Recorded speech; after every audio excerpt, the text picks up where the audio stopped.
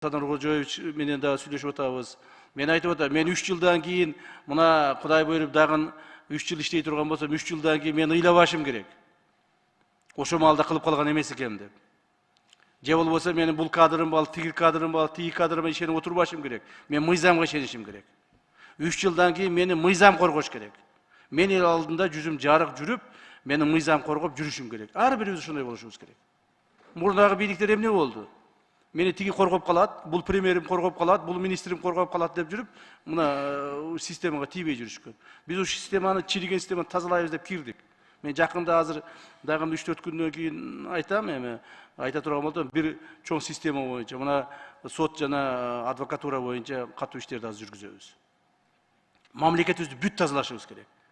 Силер жардам бергиле, урматтуу депутаттар. Барын чеке жылдырып коелу. Жеке кызыкчылыкты, бизнести, акчаны мен үчүн эч нерсенин кереги жок.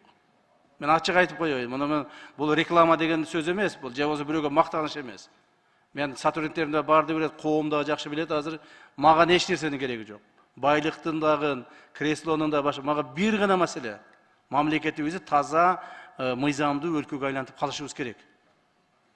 У нас есть шанс, большой шанс бар.